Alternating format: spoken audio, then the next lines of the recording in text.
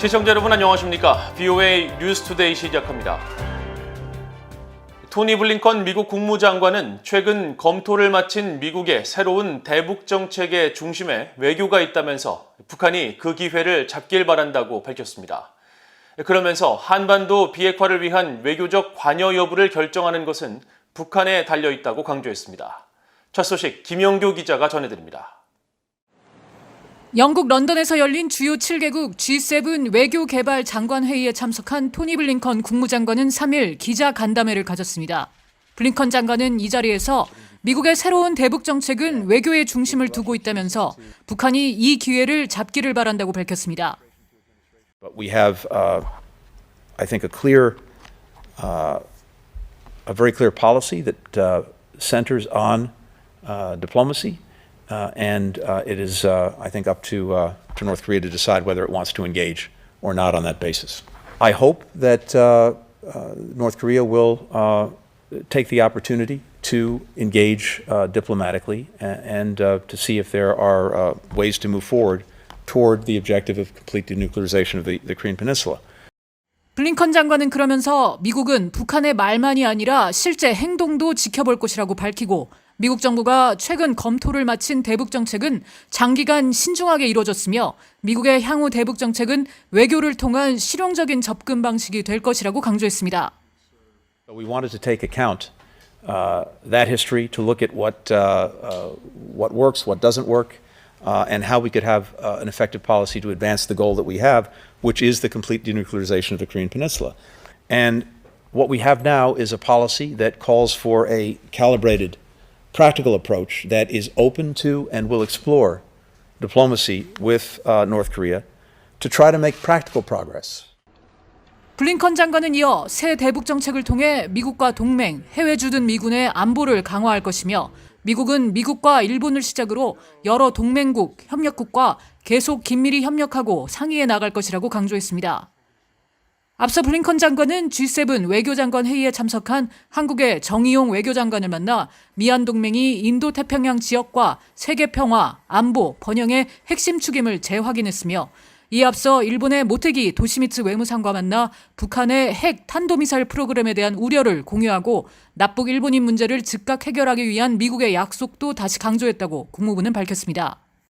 국무부는 또 블링컨 장관은 이들 장관들과 각각 만나 한반도 비핵화를 향한 미한일 삼각협력을 포함한 공동의 안보 목표를 지키고 진전시키기 위한 약속을 강조했다고 밝혔습니다. VOA 뉴스 김한교입니다.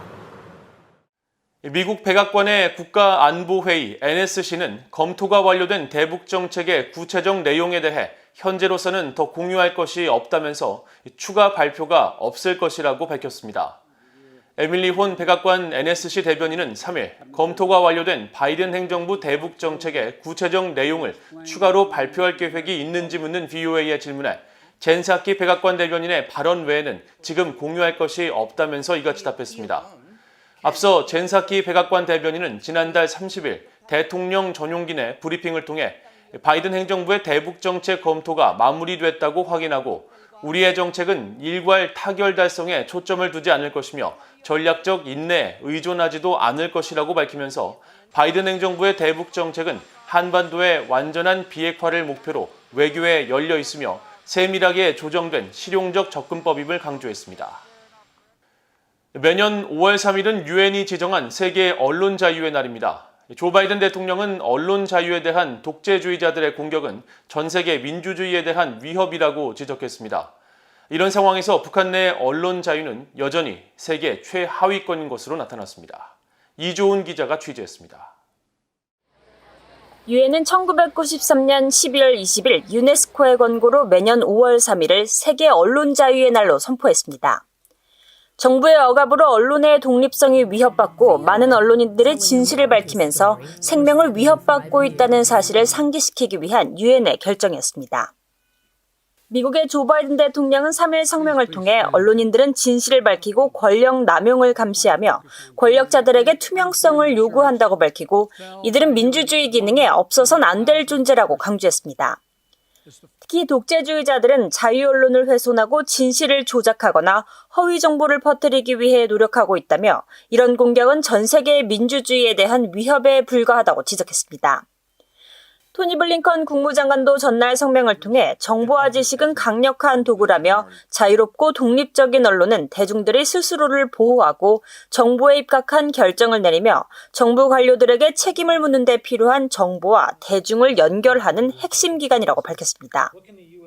The Biden-Harris administration is committed to putting human rights back at the heart of our foreign policy. That includes press freedom. People everywhere should be free to express their beliefs, to hold opinions without interference, to seek, receive, and share information and ideas. It's even written into the Universal Declaration of Human Rights. 세계 언론 자유의 날의 근간은 언론 자유와 독립성을 보장하는 빈트우크 선언입니다. 30년 전인 1991년 아프리카 언론인들은 나미비아 수도 빈트우크에서 열린 유네스코 회의에서 언론의 자유와 다원주의, 독립성을 보장하기 위한 언론 자유 원칙에 관한 빈트우크 선언을 발표했습니다. 이들은 이 선언을 통해 국가는 언론인을 보호하고 시민들이 표현의 자유를 행사할 수 있는 기회를 적극적으로 제공해야 한다고 강조했습니다. 또 국가는 언론을 통제하지 말아야 하며 언론에 대한 독점권을 국가가 가져선 안 된다는 내용 등이 선언에 담겼습니다. 빈트우크 선언 30년이 지난 지금 일부 국가들에서는 여전히 언론 자유가 보장되지 않고 정부가 언론인들의 활동을 탄압하는 일들이 벌어지고 있습니다. 특히 북한 내 언론 자유는 계속 세계 최하위 수준에 머물고 있습니다. 국제 언론 감시 단체인 국경 없는 기자회가 지난달 발표한 2020년 세계 언론 자유 지수에 따르면 북한은 평가 대상 180개국 가운데 아프리카 국가 에리트리아 다음으로 최하위인 179위를 기록했습니다. 미국 국무부도 매년 발표하는 북한 인권 보고서를 통해 북한 정부가 출판과 방송, 온라인 매체 등을 철저히 통제함으로써 북한 주민들에 대한 정보를 차단하고 있다고 지적하고 있습니다. 유네스코는 올해 세계 언론 자유의 날 주제를 공공재로서의 정보로 선정했습니다. 유네스코는 정보는 모든 사람들이 비용을 지불하지 않고도 이용할 수 있는 공공재로서 사회 전체의 이익과 직간접적으로 연관된다고 밝혔습니다. VA 뉴스 이존입니다. 북한은 한반도를 넘어 미국과 동맹, 파트너 국가 모두에게 위협이 되고 있으며 미 행정부는 북한 비핵화와 한반도 평화 증진을 위해 노력하고 있다고 미국 국방부가 밝혔습니다. 존 커비 국방부 대변인은 3일 정례 브리핑에서 미국의 대북 정책 검토 완료가 향후 북한의 미사일 발사에 대한 국방부의 대응에 어떤 영향을 미칠 것인지를 묻는 질문에 미국 행정부는 북한의 비핵화와 한반도에서의 안정과 안보 증진, 영내 파트너십 강화를 위해 노력하고 있다고 강조했습니다. 그러면서 북한의 위협은 한반도에만 국한된 것이 아니며 미국의 동맹과 파트너를 비롯해 미국 국민들의 안전과 안보에도 영향을 미치고 있다고 지적하고 로이드 오스틴 국방장관은 국무부가 대북 외교적 관여를 통해 북한의 지속적인 위협으로부터 미국을 더 안전하게 지키려는 노력을 국방부도 지지하고 있다는 사실을 여러 차례 강조했다는 점을 상기시켰습니다. 커비 대변인은 이어 국방부는 북한 비핵화를 위한 어떤 방식의 지원도 지지할 것이라고 말하면서 다만 변하지 않는 단 한 가지는 한국을 보호하기 위한 미국의 방위 약속과 한국군과 함께 오늘 밤 당장 싸울 수 있는 준비태세 유지라고 강조했습니다. 미국 정부는 스페인 주재 북한 대사관 습격 사건으로 스페인 송환 위기에 처한 크리스토퍼 안 씨를 보호할 수 있는 조치를 해야 한다고 워싱턴 내 민간 연구단체 연구원들이 지적했습니다. 맥스 부트 미국 외교협회 CFR 연구원과 수미테리 전략국제문제연구소 선임연구원은 2일 안 씨와의 인터뷰를 바탕으로 쓴 워싱턴 포스트 공동 칼럼을 통해 한국인 이민자의 아들인 안 씨는 미국 해병대 복무 후 사업을 하다가 자유조선의 에이드리언 홍창을 만났고 이후 북한 김정은 위원장의 이복형 김정남이 살해된 뒤 그의 아들 김한솔의 도피를 지원했으며 지난 2019년 스페인 마드리드 북한 대사관 사건에 가담했다고 밝혔습니다.